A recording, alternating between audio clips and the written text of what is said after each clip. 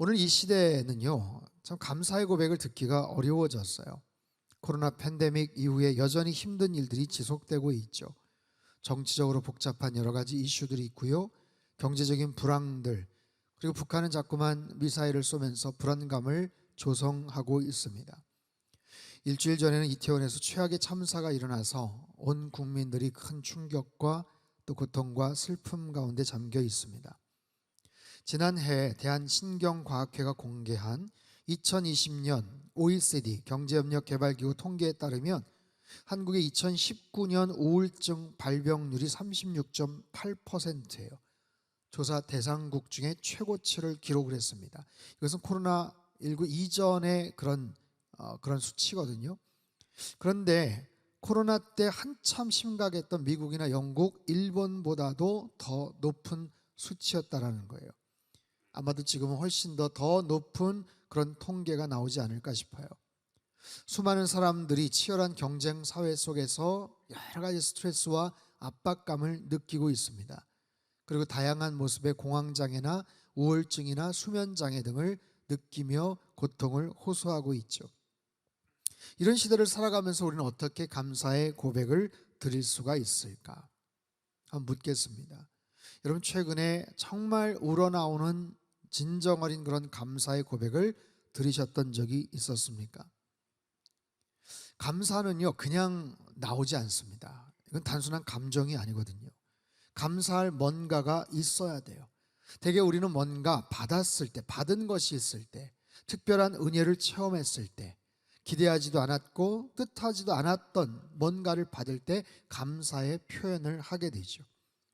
그것이 만약에 정당한 대가라고 생각을 하면 굳이 감사 표시를 하지를 않습니다. 그것은 어떤 거래요, 내가 지불한 비용에 대한 마땅한 권리요, 대가라고 생각을 하죠. 그것을 굳이 감사라는 말을 붙이지 않아요. 감사는요, 보통 은혜에 따라서 표현이 달라져요. 여러분, 감사의 농도는 은혜의 농도에 비례합니다. 그래서 여러분, 감사를 하셨습니까? 라는 질문을 여러분, 은혜를 받으셨습니까? 라고 바꾸어 볼 수도 있더라라는 것이죠.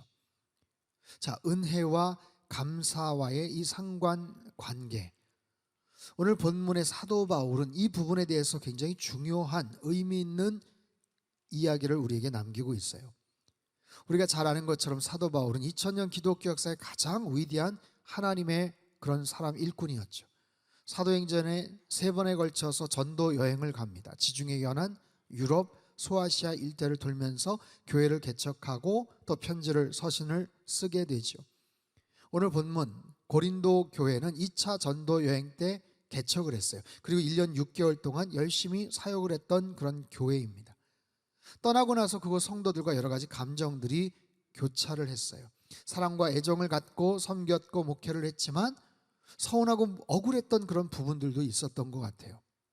그래서 여러 차례 편지가 오가는 과정에 사도 바울은 자신이 사역하고 여기까지 온 모든 것들이 하나님의 은혜였습니다 라는 굉장히 귀한 고백을 남겨요.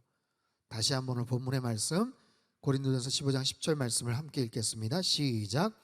그러나 내가 나된 것은 하나님의 은혜로 된 것이니 내게 주신 그의 은혜가 헛되지 아니하여 내가 모든 사도보다 더 많이 수고하였으나 내가 한 것이 아니요 오직 나와 함께 하신 하나님의 은혜로라. 아멘. 은혜라는 단어를 3번 반복해서 사용을 하고 있죠. 나의 나된 것은 하나님의 은혜입니다. 내가 여기까지 온 것은 전적인 하나님의 은혜였습니다 라는 거예요. 자신이 모든 사도보다 더 열심히 더 많은 수고를 기울였지만 이것이 내가 잘나서 내가 열심히 노력을 해서 된 것이 아니고 하나님의 전적인 은혜였습니다 라는 그런 은혜 넘치는 고백을 남기고 있어요. 어떻게 이것이 가능했는가? 3가지인데, 첫 번째는 자신이 연약하고 부족한 존재라는 것을 그는 늘 알고 살았어요. 자기가 늘 부족하다, 참 연약하다. 주석학자들에 의하면요, 사도 바울은 굉장히 초라한 외모를 지녔었다고 합니다. 키가 작았고 또 외형이나 얼굴과 또 머리숱까지 처음 보는 사람들에게 무시를 당할 수 있는 그런 외모를 갖고 있었대요. 그래서 전도여행을 다닐 때 처음 만났던 사람들이 그를 처음 보면서 선입견으로 우습게 생각했던 일이 비일비재했던 것 같아요. 또한 그는 대단한 신학자였지만 말하는 능력이 그렇게 뛰어나지 않았던 것 같아요. 고린도후서 11장 6절을 보면 내가 비록 말에는 부족하나 지식에는 그렇지 아니하니. 지식은 굉장히 출중한데 대단한 지식을 갖고 있었는데 말은 별로였던 거예요. 말재주가 없었던 거예요.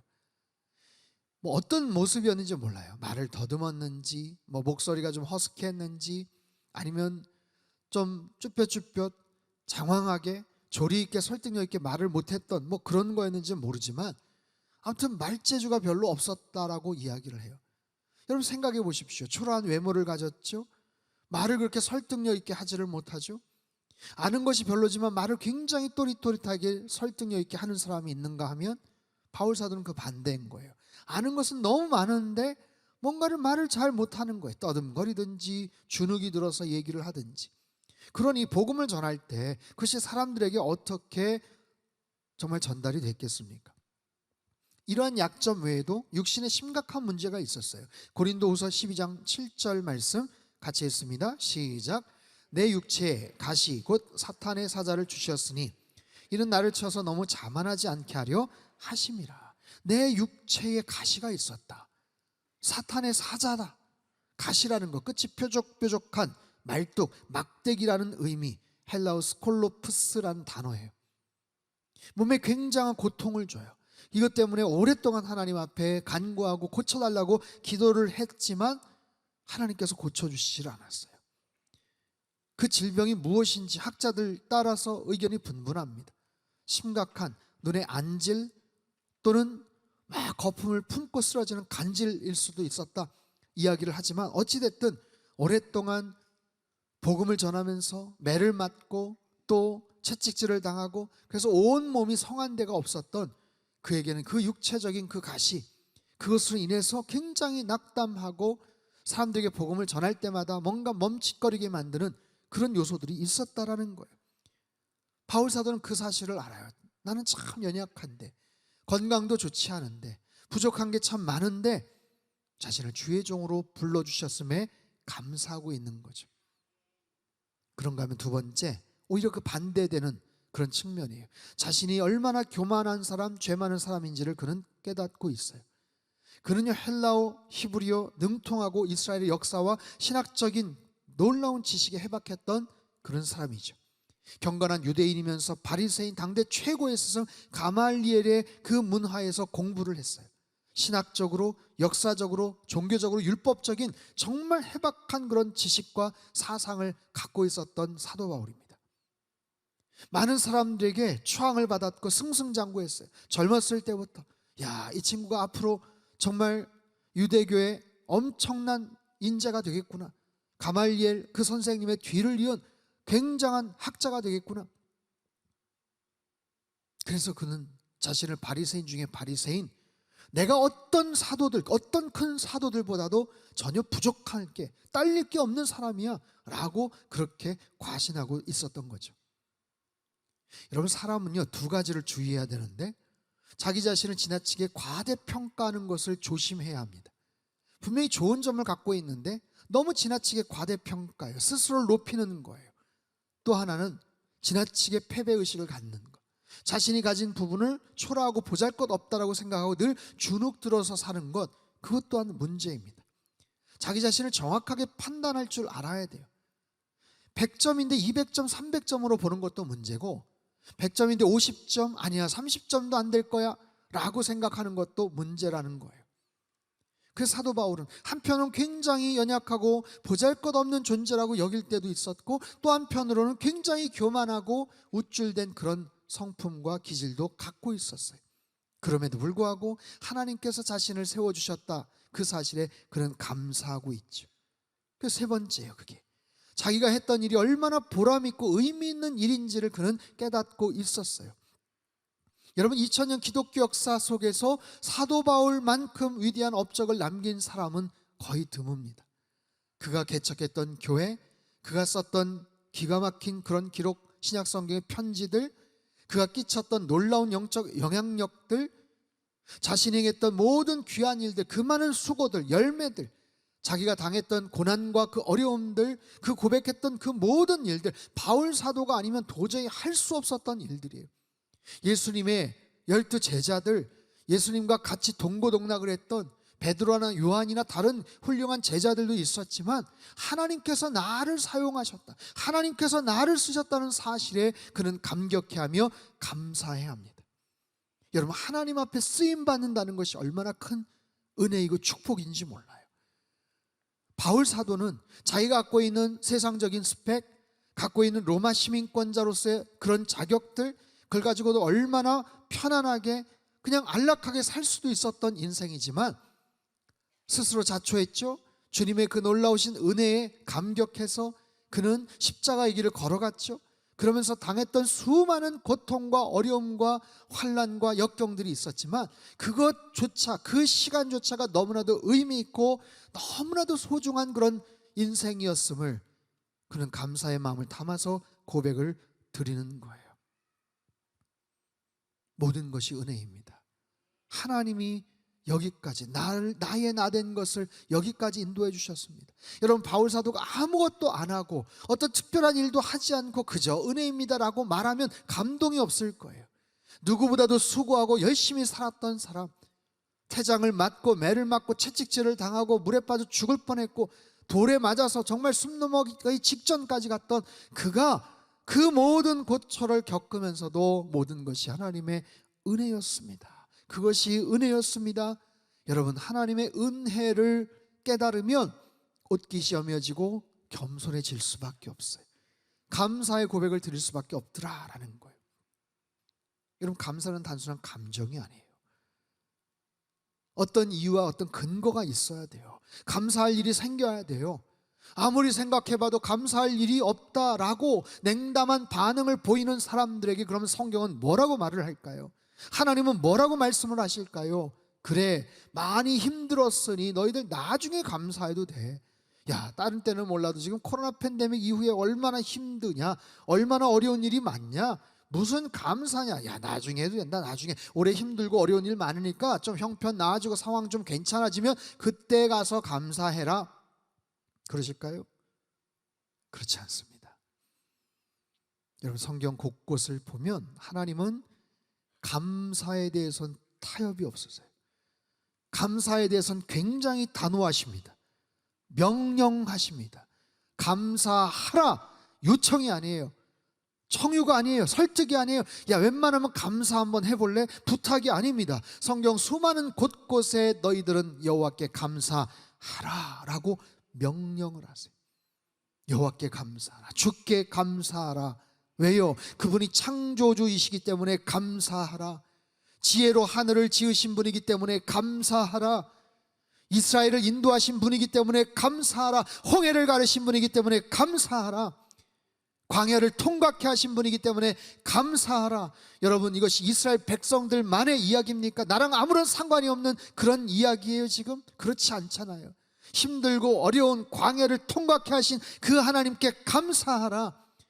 우리에게 땅을 기업으로 주신 분, 비천한 가운데도 나를 건져주시고 기억해 주시고 나를 인도해 주신 분이기 때문에 감사하라. 창조주이시고 능력의 구원자이심에도 불구하고 왜 그렇게 감사에 대해서 하나님은 단호하실까? 그것이 꼭 필요할까 싶지만 하나님은 놀랍게도 절대로 감사에 대해서는 타협하지 않으세요. 우리에게 미안해하지 않으세요. 부탁하지 않으세요. 감사하라 오히려 명령하세요. 누가복음 17장에 보면 10명의 나병 환자들이 나옵니다. 불쌍히 여겨주십시오. 저희들을 고쳐주십시오. 주님 앞에 간절하게 그렇게 요청을 했을 때 예수님이 고쳐주셨어요. 그 지독한 문둥병, 격리되어서 어찌할 바 알지 못했던 그들의 그 치명적인 병을 주님께서 싹 고쳐주셨어요. 그런데 그들 중에 한 명만 와서 주님께 감사의 고백을 드립니다. 그때 주님께서 의미심장한 말씀을 하시죠. 누가복음 17장 17절 18절 말씀 우리 같이 한번 읽겠습니다. 시작. 예수께서 대답하여 이르시되 깨끗함을 받지 아니하였느냐? 그 아홉은 어디 있느냐? 이 이방인 외에는 하나님께 영광을 돌리러 돌아온 자가 없느냐 하시고, 자, 10명 다 고침을 받지 않았느냐? 그런데 왜 너만 홀로 왔느냐? 나머지는 어디 갔느냐라는 거예요. 다른 9명은 왜 감사하지 않느냐라는 거예요. 무슨 대단한 보답으로 주님 앞에 와서 뭐 소나 양을 드리라, 그거 아니에요. 왜 땡큐 하지 않느냐라는 거예요. 왜 그 부분에 대해서 그냥 넘어가느냐라는 거예요. 주님은 분명히 기억하세요. 지켜보세요. 당연히 감사해야 됨에도 불구하고, 마땅히 감사해야 되는 일임에도 불구하고 감사하지 않는 그들을 찾고 계십니다. 여러분, 우리는 어떻게 이 부분에 대해서 반응을 할 수 있을까요? 감사할 일이 있음에도 그냥 넘어가기도 했던, 아니 오히려 감사할 일을 그냥 생각해 보니까 그냥 감사할 게 아니라 당연한 거 아니었어, 마땅한 것 아니었어 라고 생각하는 경우들이 우리에게도 있거든요. 사랑하는 성도 여러분, 올 한 해도 서서히 저물어 갑니다. 이러한 시점에 우리가 생각하고 고백해야 될 것들이 참 많지만, 무엇보다도 이 감사의 의미를 우리는 분명히 생각하고 하나님 앞에 나아가야 돼요. 여러분, 감사는 은혜와 연동되어 있어요. 그냥 감사가 나오지 않아요. 받은 은혜에 따라서 감사의 고백을 드립니다. 여러분, 감사는 대단한 게 아니에요. 은혜를 받은 것에 대한 그냥 고백이에요. 은혜를 주신 것에 대한 그냥 표현이에요. 은혜 받은 것에 대해서 고백하고 그렇게 말씀을 드리는 거예요. 여러분, 우리는 은혜를 얼마나 사모합니까? 주여 큰 은혜를 허락하여 주옵소서. 은혜를 받기를 사모하고 간절하게 기도하고 기도 제목을 서로 내고, 근데 정작 은혜 받은 이후에 대한 반응은, 그 피드백은 그다지 그렇게 챙기지 않고 관심을 두지 않아요. 그리고 망각합니다. 그리고 때로는 합리화시킵니다. 당연한 것 아니었나. 하나님이 베푸셨던 은혜, 지금까지 함께 하셨던 은혜, 나된 것 오로지 주님의 은혜입니다라고 여러분 믿음으로 고백하며 나아가시길 주님의 이름으로 축복합니다. 여러분은 어떠세요? 지금까지 살아오시면서 좋은 일만 있었던 것 아니잖아요. 기쁜 일만 있던 사람이 어디 있겠어요? 가정 안에서, 자녀들과의 관계 속에서, 질병의 어려움으로, 재정의 문제와 사업의 막힘으로 정말 수많은 불면의 밤들을 새우고 한숨과 눈물의 그런 시간들을 보냈던 때가 아마 많이 있었을 거예요. 그럼에도 불구하고 하나님께서 여기까지 인도해 주셨어요. 하나님의 은혜로 여기까지 올 수 있었음에 여러분 다시 한번 감사의 고백을 드리시길 바랍니다. 우리 하나님 앞에 한번 감사의 박수 보내드리겠습니다.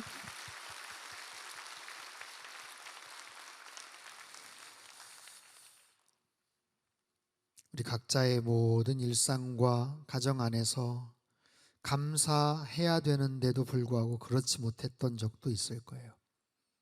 길을 열어주셨음에도 감사하지 못했어요. 길을 막아주셨던 거에 대해서는 불평하고 원망을 해요. 하지만 그 길을 막아주셨기 때문에 더 좋은 길로 갈 수 있었던 것도 있죠. 장미꽃 주심도 감사하지만 장미꽃 가시를 주셨음에도 감사할 줄 알아야 되죠.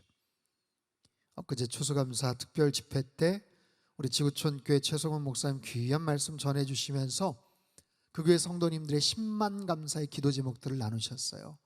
참 다양한 사연들, 기구한 여러 가지 기도 응답들, 간절하고 기막힌 감사의 제목들. 우리 상당교회 안에서도 몇 주 동안 감사 카드를 전시를 했죠. 그 중에 일부를 한번 소개를 해드릴게요.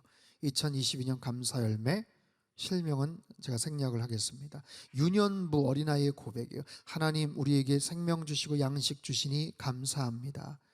저는 죄를 지을 때도 용서해 주시는 하나님을 사랑해요. 유년부 아이가 무슨 죄를 그렇게 졌다고 감사의 고백을 드리는 거예요. 무릎 수술 후 걷게 하여 주심을 감사합니다. 장신교구였던 권사님. 주일에만 예배했던 제가 수요일에도 예배하게 하심에 감사합니다.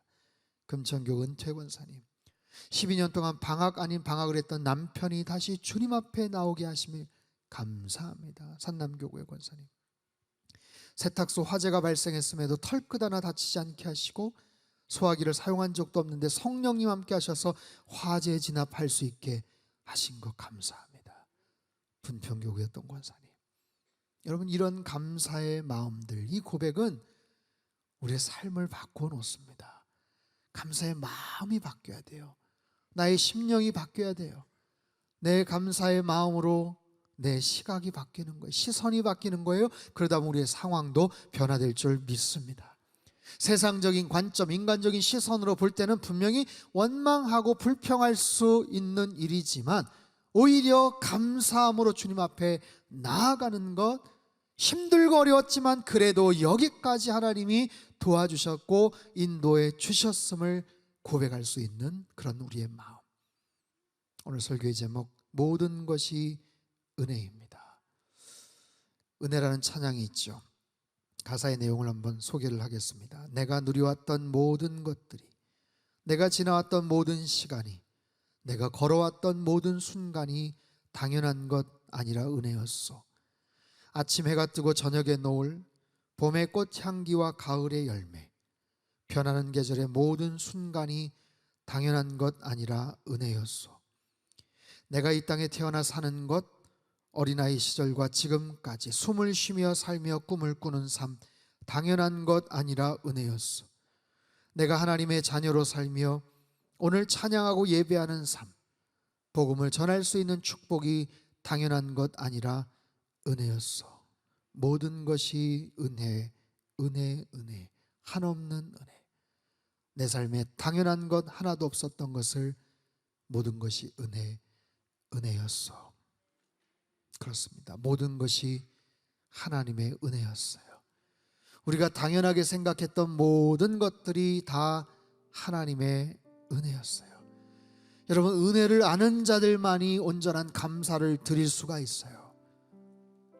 그저 1년에 한 번 추수감사주일, 그렇지, 1년에 한 번 그냥 그렇게 하는 거지, 의식적으로 형식적으로 그냥 대충 때우고 퉁치고 지나가는 그런 모습의 감사가 아니라 정말 기억해 보면, 생각해 보면, 되뇌어 보면 내가 당연하게 생각했던 그 모든 것들이 당연한 것이 아니었음을 고백하며 그것이 하나님의 특별한 은혜였음을 고백할 때 우리의 심령 안에서 정말 진한 감사의 고백이 나와요. 여러분의 인생을 여기까지 인도하신 분이 하나님이신 줄로 믿습니다. 여전히 힘들고 어려운 그런 모습들도 많지만 그럼에도 하나님께서 나에게 호흡 주시고 생명 주셔서 이 자리에 앉게 하시고 예배를 드릴 수 있게 하셨어요. 그 놀라우신 하나님 앞에 마땅한 감사의 고백, 마땅한 은혜에 대한 찬양을 우리는 드려야 돼요. 바라기는 이 찬양의 고백을 이번 한 달 동안 계속해서 여러분 가정 안에서 일상에서 좀 불렀으면 좋겠어요. 이 찬양의 고백대로 모든 것이 하나님의 은혜였고 주님의 도우심으로 여기까지 왔습니다. 이렇게 믿음으로 고백할 때 더 큰 은혜와 더 큰 감사의 제목들이 풍성하게 우리 안에 펼쳐지게 될 줄 믿습니다.